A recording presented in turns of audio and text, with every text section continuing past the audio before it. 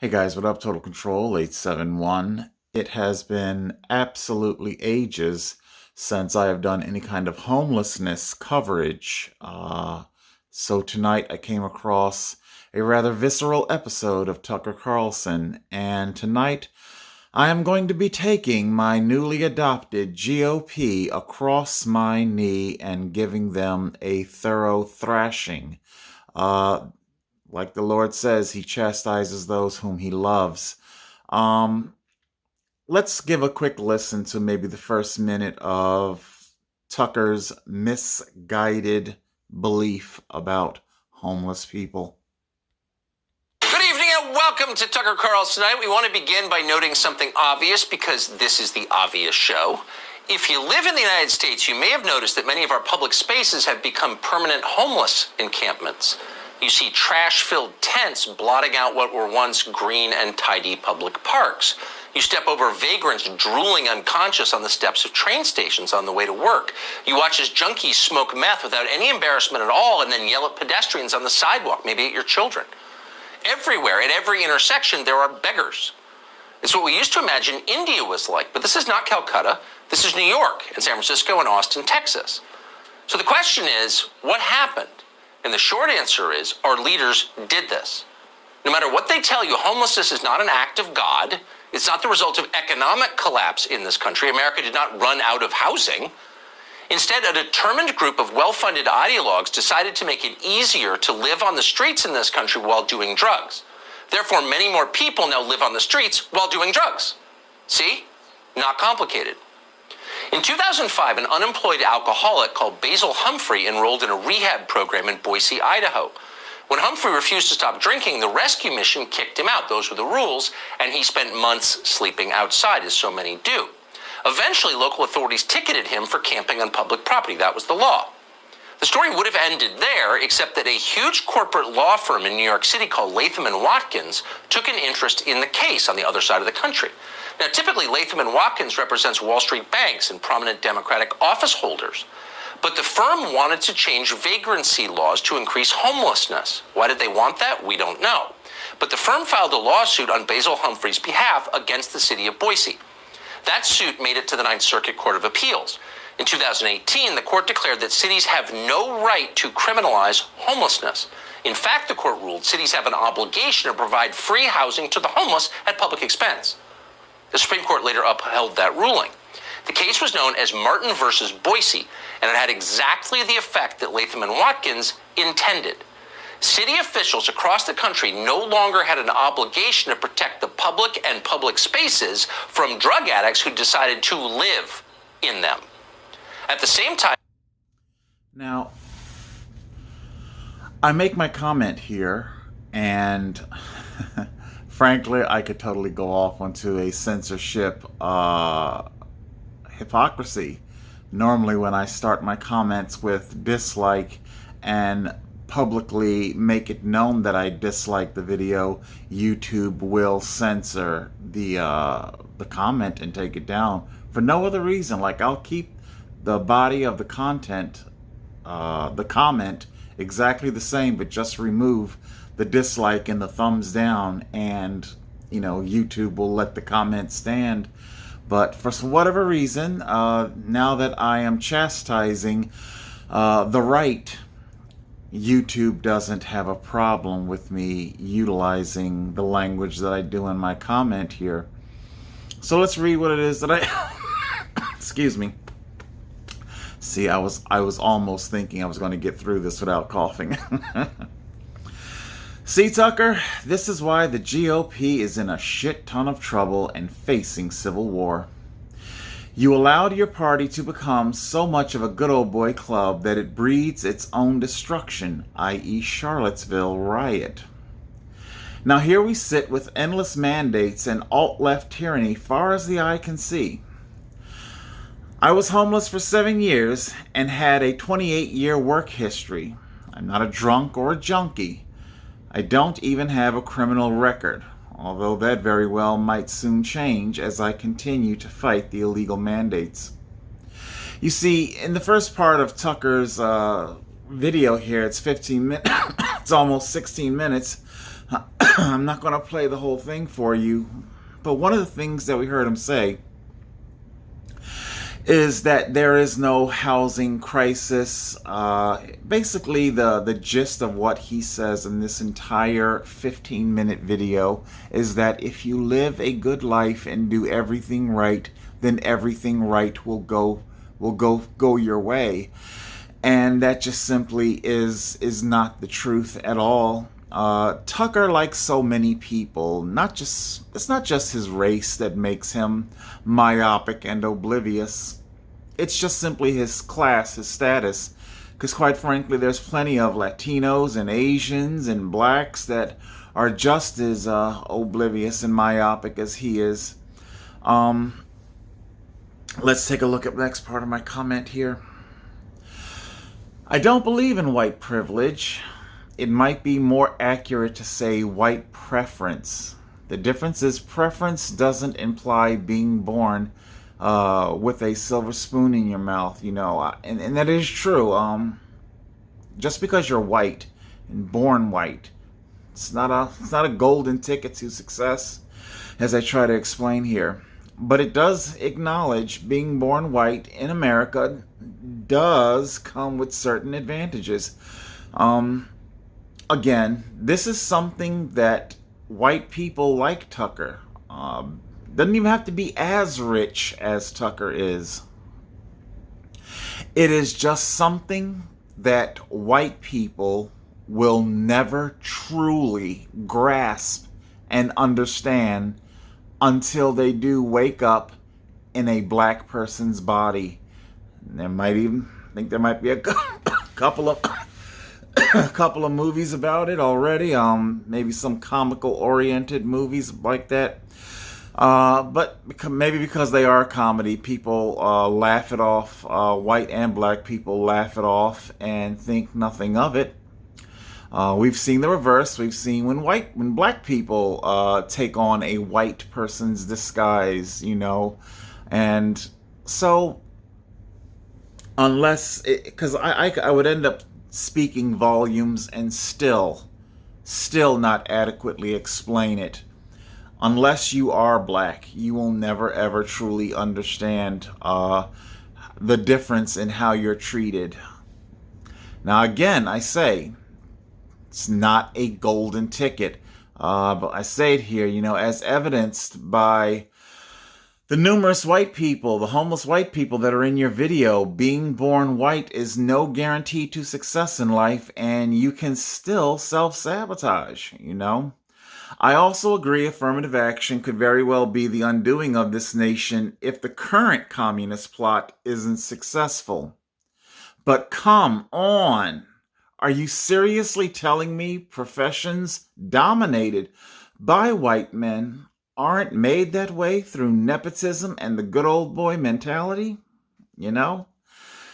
Again, it's something that Tucker will probably go to his grave being completely oblivious to, and quite frankly, I don't know. Tucker does have a glib demeanor. You can hear it in his reporting style.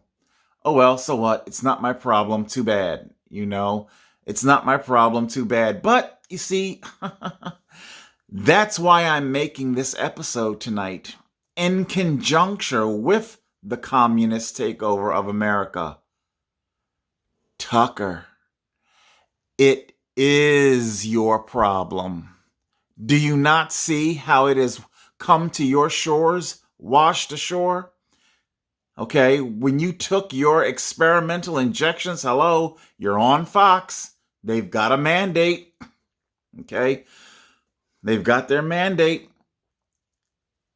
New York, the deadline came and went, and there you are. You're still reporting. It lets us all know that you and all the other anchors at Fox accepted the mark of the beast. Why? Because you are definitely hold your money first and foremost. You might pontificate on your channel day in and day out under some sort of grand illusion that you're looking out for people like us. Please. I don't delude myself about the fake pandemic, and I don't delude myself about your motives. Okay? So, Tucker and all the anchors, they did what they have to do to hold on to their wealth. Anchors of all races now, all races. So, again, just because you're born black is not a guarantee. I forgot to write, maybe I should have written that. Being born black is not a guarantee for poverty. You can definitely escape poverty, although I will admit the escape velocity, it's quite different. Put it like this: it's like if white people only have to escape the gravity of Mars, whereas black people have to escape the gravity of, Saturn or something like that. It's quite a different thing. Um, both races have to work extremely hard to get what they want. But frankly, this world that we live in, it is not calibrated for every type of person. You see, Tucker would lambast people who don't, who are not, who don't have the kind of money. And what he goes on to say here in this 15-minute video, he later goes on to say what many of them do. Excuse me. Get out of our city. It's our city. You didn't build it. He goes on to say that you didn't build it, which I find very interesting because, if I'm not mistaken, there are historical photos. Who hasn't seen those iconic photos of workers in New York, cities around the world? There they are, black and white photos. And they're sitting on I-beams as these buildings are being constructed at the turn of the century, 1910, 1920. And they're sitting on I-beams with their lunch pail, eating them. And the crazy thing is that they were all alcoholics. If I'm not mistaken, I think some of the documentaries, when they got interviewed decades later, they tell you to your face, hell no, I didn't go up on that thing stone sober. I would have killed everybody. A lot of them couldn't, I'm not saying that they were cross-eyed drunk, but a lot of them would tell you that they needed a little something to calm their nerves, walking around that high up on I-beams. And there was no OSHA. Okay. If you plunged to your death, they scraped you up, boxed you up, sent you to wherever, and the construction continued on that same day. Rich people like Tucker were heavily invested. Deadlines had to be met. Okay. Let me finish out my comment here. And I kind of do some confessing here. I've been meaning to do a bit more on my own homelessness, my own plight. It is important that people have a good understanding of everything that I went through. I go on to say here, I'm sorry, Tucker, but if you want to escape the current threat of Marxist communist takeover, you won't be able to do it without people like me, a gay black man who spent 7 years homeless. After life chewed me up and spit me out. You see, Tucker and so much of his audience, they're waiting with bated breath to just simply return to the comfort of their white nepotism and good old boy and Chevy Silverado and F-150. The comfort of that continuity. And they don't understand that if you want America to remain free, you're going to need people in your party voting along your party lines that don't look like you, love like you, or worship like you. Okay?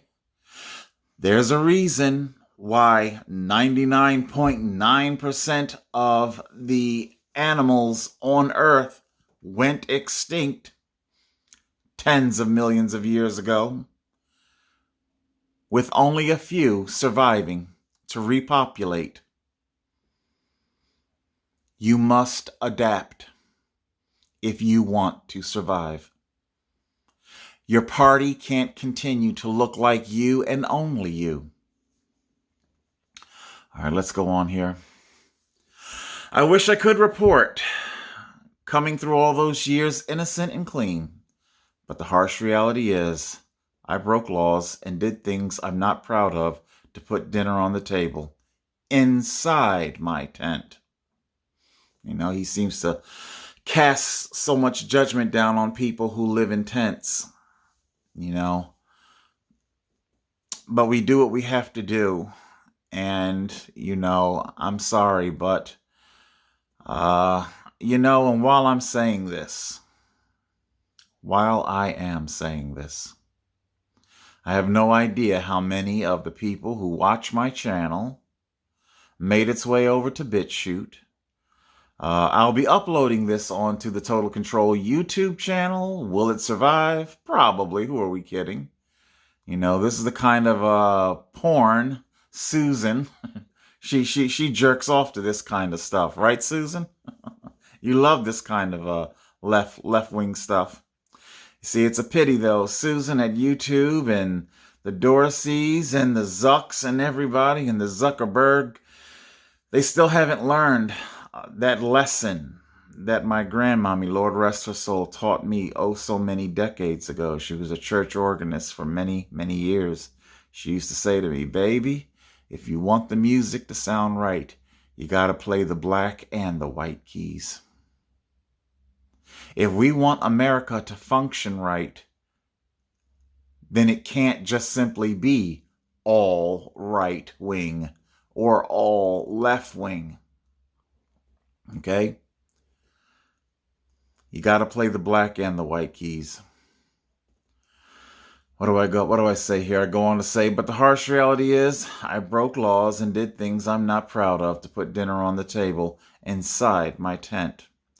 That's right. I was talking about my viewing audience, how many made their way over to the BitChute. I'll put it to you like this. I am almost certain that every single time I was left with no choice but to, shall we say, slip dinner into my pocket. I'm almost certain that the people in loss prevention and security, I kind of wonder if they did see me on camera. I don't flatter myself by thinking that my cat burglar skills are that, that stealthy, that advanced, I'm not that good. And I can't help but wonder, was it somebody just, taking pity on me? There's more I'm going to say on that maybe in a different video. I go on to say here to Tucker, I agree being homeless is not a license to commit wanton violence or go on a crime spree. Oh yeah, please tell the commie Dems that while I may not have had enough to buy dinner, I did, however, have no problems voting during elections. Something they might want to consider the next time they start talking that voter suppression propaganda dribble. In closing, Tucker, if you think being homeless is such a snap, then I challenge you to try it for a week. And I don't mean any of those fake homeless challenges where the would-be YouTuber always ends up cheating and breaking the rules to get out of a tough jam. Hit the streets with only a 20 in your pocket, no identification, which also includes your vaccination card, no identification, no injection card, or anything of real value to sell. Covert photography and security is acceptable, but no other form of help. Let's see how long before that overpriced latte you rich people drink starts tickling your asshole from the inside out, and suddenly you realize you gotta take a mean dump. Oh dear, whatever shall you do? You see, Tucker, he likes to lambast the homeless for the public defecation urination. Unfortunately, when you got to go, you got to go. And let's not forget, if it wasn't bad before, it's definitely bad now. Public accommodation facilities are shut down, only open to the mark of the beast. I don't know. Tell me, Tucker, are you suddenly in line with the communist and the mark of the beast when it comes to keeping what you call vagrants out of these establishments? Okay? Because right now, there's a whole lot of your audience that are being regarded as vagrants and being denied public accommodation. Do you not see how this whole thing came home to roost? Again, I take us back to the beginning of this comment. Tucker, this is why the GOP is in a shit ton of trouble and facing civil war. Tucker, you brought this on yourself, on the party. Okay, you and every other anchor that is not willing to see the totality the totality and the truth of everything. You pick and you choose your facts, much like the communist left. Seems like a lot of people are doing that. And the more you pick and choose and ignore reality, you pick and you choose the things that only you can wrap your head around. Like when a celebrity will suddenly support a medical disease, a community. Well, it's because either they or somebody close to them has been diagnosed. Suddenly it matters, I believe Tucker went on to say that there's no housing crisis. What are you talking about? This is New York and San Francisco and Austin, Texas. So the question is, what happened? And the short answer is, our leaders did this. No matter what they tell you, homelessness is not an act of God. It's not the result of economic collapse in this country. America did not run out of housing. The March of Time.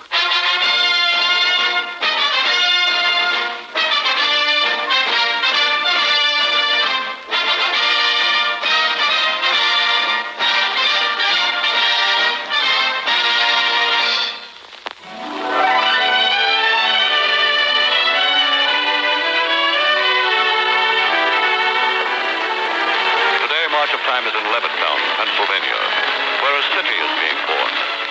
The prospective homeowners come from various sections of the United States. Each will be a part of a unique community being built today on what were spinach fields just a few weeks ago. When Levittown is completed as planned, it will be a city of 60,000 people, the 10th largest city in the state of Pennsylvania. Many of the men who buy homes here will be working in America's newest industrial area, just a few miles from here, along the Delaware River. I beg your pardon, sir. Would you mind telling me who you are and where you're from? I'm Dave School from Atlantic City, New Jersey. And would you tell me why you're moving here to Levittown? Well, I'm working in this area now, and I've looked the houses over, and I think it's a fine place to raise a family, so I've decided to buy one. Very good, sir. In just a moment, we'll take a careful look at this city, which is in the process of being born. Today, at the eastern extremity of the state of Pennsylvania, a remarkable construction project is transforming the face of the countryside. The area below will, within the next 2 years, be the 10th largest city in the state of Pennsylvania. A busy community of 70,000 people living in a city which was completely planned before the first house was built. Today, almost 1/5 of Levittown, Pennsylvania is already completed and occupied. 3,600 families are now making their homes in the new city, which has been designed to accommodate the special needs of growing children. I've watched several documentaries about Levittown. Quite frankly, I am very, very intrigued by the concept behind Levittown and what gave rise to it. One of the things that I'd like to point out here in this vintage footage is that you will take note that the streets are not finished. Interviews with its original inhabitants, they say that they were basically, they had mud roads for like the first year or so of their residency there. The point that I am pointing out is that everything wasn't perfect. Everything wasn't built just perfect, okay? I'm saying this because so often we hear so many minorities, especially black people, they will make these kinds of excuses about why their housing projects went to shit. You know, they'll be the first to say, oh, it failed because you gave us, excuse me,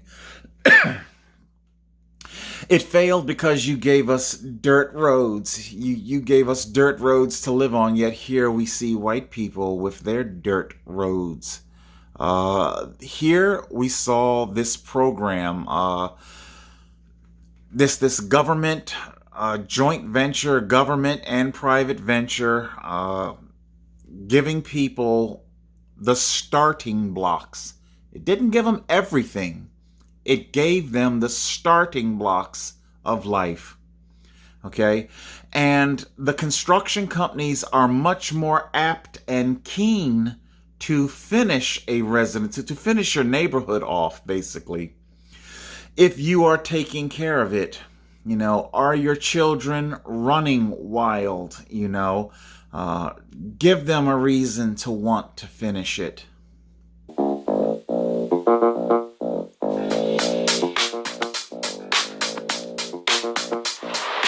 By 1959, work was finally underway, preparing the riverfront for construction of the Gateway Arch.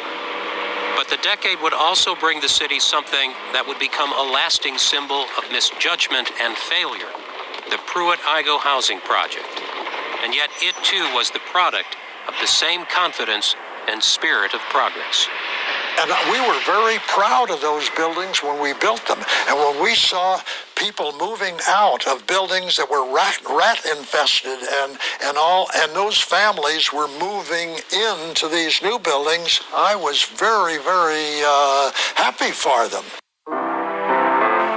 Substandard housing, slums, they've been considered a serious problem at the turn of the century, and now in the age of television and atomic power, there were people who were still using outhouses in the heart of St. Louis, living in buildings without central heat or hot running water. St. Louis's first government housing projects opened during World War II to replace rundown neighborhoods. On the near south side for whites was Clinton Peabody. Carr Square Village was built on the near north side for blacks. Everyone that we talked to, a lot of the people that we talked to were some of the earliest residents. They lived there in the 40s and the 50s when it first was constructed. And they felt that they were moving into a place that was a showplace of St. Louis. Most of the families they described as working families, two-parent families. It didn't have the stigma, I think, that it has today. In the 1950s, new public housing became a top priority. The biggest project of all was Pruitt-Igoe on the north side. 33 buildings, each 11 stories tall, segregated by race.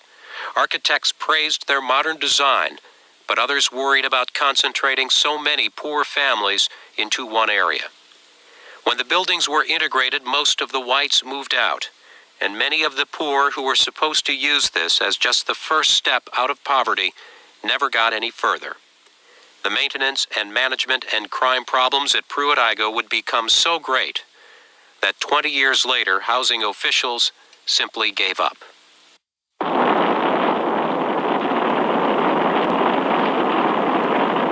I was there when Pruitt-Igoe was still just had its foundations being poured.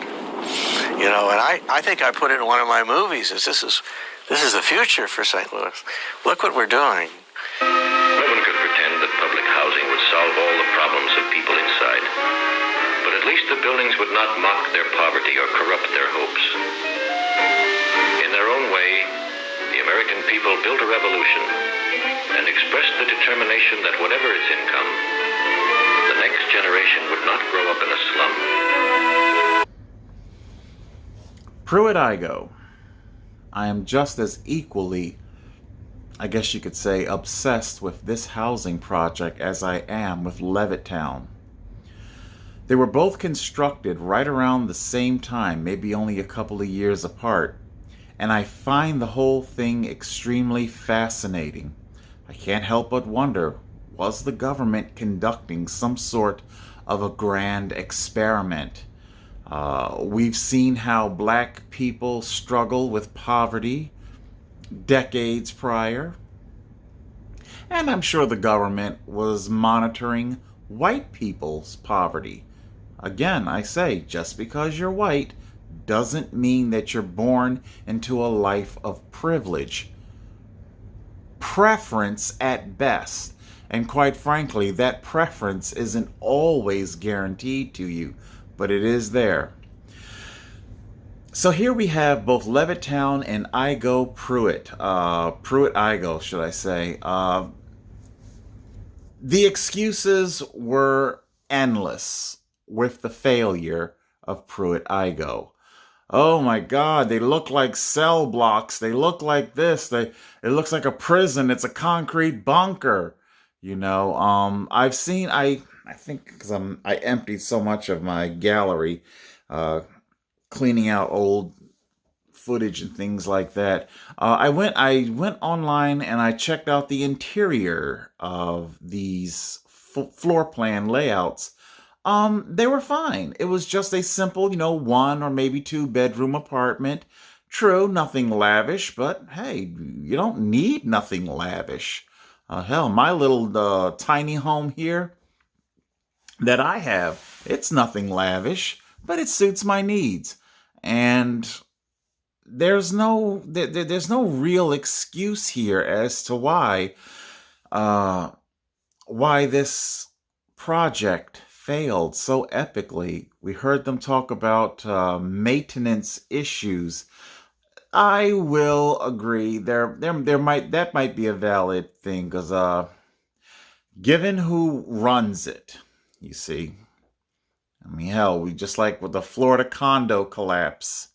There's always going to be somebody looking to skimp and eke by with, pocketing, skimming as much as they can. So anytime you have money, involved, and maybe they're paid a bonus if they're not outright stealing, then they're probably paid a bonus for saving the city X amount on repairs. Of course, then comes the what was it, Joe Pesci, the movie The Super. Amazing. I'm shocked it got made considering all the Jewish tropes that are in it, but hey, it did. They like to say that the minorities destroy their own property, which then is it incentivize or de-incentivize? There's an incentive for them not to repair it, and they're de-incentivized, because they know it's money wasted, basically. That's what I'm saying. Nobody likes to, that's one thing if I've learned anything from being homeless, it would be that nobody likes to dump money down a black hole. It's why it's why you have people like Tucker Carlson who are like, don't give these people any more money. They're just going to waste it. It's an opportunity wasted, and of course that makes it extremely difficult for homeless people like me. Did these black feral children destroy this housing project? Feral children that grew into feral teenagers. Of course, once you get into teenagers, now you're bringing drugs and guns. And then, frankly, like I said, I could speak volumes on this. I want to revisit the housing project thing Remember, one of the main differences between Levittown and the housing projects is that we saw our prospective buyer. He wants to buy his home, okay? Versus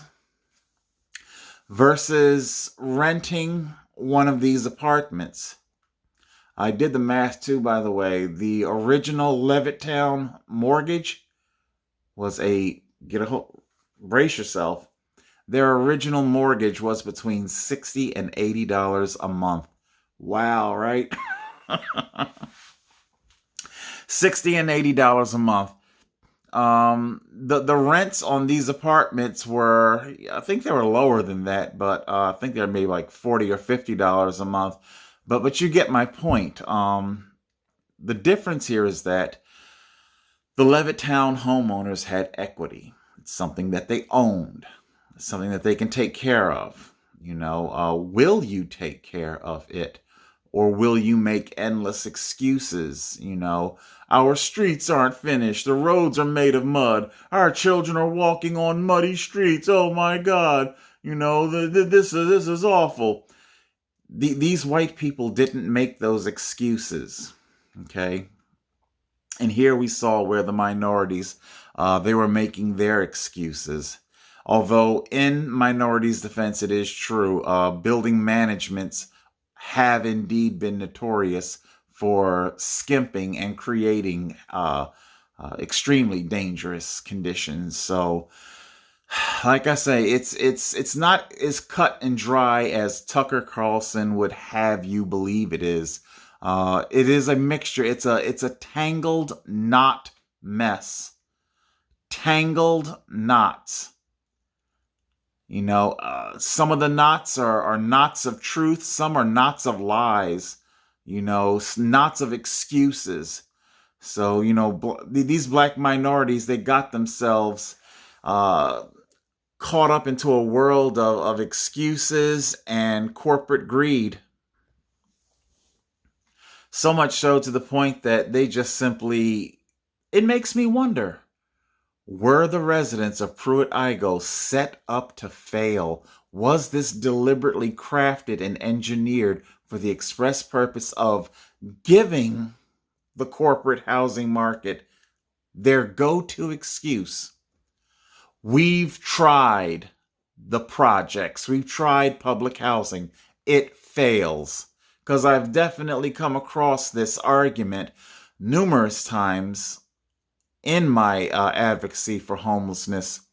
It's been tried, and it's failed, and you're gonna have to do a much more in-depth. How many liquor stores were set up in the neighborhoods surrounding these places? What kind of economic ventures were afforded to these people? Put it to you like this. Put it to you like this. How many of the black people, like this gentleman here, were offered jobs, equal paying jobs, good paying jobs, to build those gigantic projects? Maybe if some of these people helped build it, maybe that would have, make them want to take care of it better. Everything was handed, but was there... You see, what I'm saying is that there's a whole psychology, because I've seen housing programs when the heat gets too hot, like your California Triple H, billions in funding, and when people start asking too many questions about what happened to all this money. What California will do is, oh my God, they're starting to ask too many questions. Quick, we need diversion. And what will they do to create diversion? Simple. They'll take a handful of people who are homeless, who clearly cannot live an independent, unsupervised life in an apartment. And they'll just throw them in there. They'll just hand them house keys. Okay? Maybe they'll put furniture in there, maybe they won't. Okay? They'll cut on the utilities. Your rent's covered, utilities covered. There you go. They know damn well that these people are so psychologically damaged that they will not be able to manage an apartment on their own. So that, number one, they probably should have been transitioned into a different type of housing, maybe shared housing or something to build up to it. But the point is that they now have their excuse. When it fails and they have to evict them, and they now have their false data. We tried giving them, what you guys were saying, and it failed. You tried giving it to who exactly? So when I look at things like Pruitt-Igoe, it makes me wonder, was it all deliberately set up to fail to begin with? And it also makes me wonder how much of it was bullshit excuses created by the minorities moving in. All right, guys, hopefully I have opened your mind to some things. This is a man who will probably never know what it feels like to struggle with poverty. But then again, you never know. The way the New World Order is coming in, frankly, anything is possible. They're breaking ground on gulags to incarcerate the uninjected, which is probably why Tucker Carlson has gotten himself injected. When the rubber meets the road, it is interesting to see who stands and who folds and waffles. Tucker Carlson went off on a 16-minute tirade of character assassination. A character assassination lambasting a group of people that he really doesn't know or anything about their plight. But one thing that we do know is that Tucker Carlson had no problem whatsoever accepting the mark of the beast experimental injection to protect his precious wealth. And that's pretty much all I need to know about his character. Total Control 871.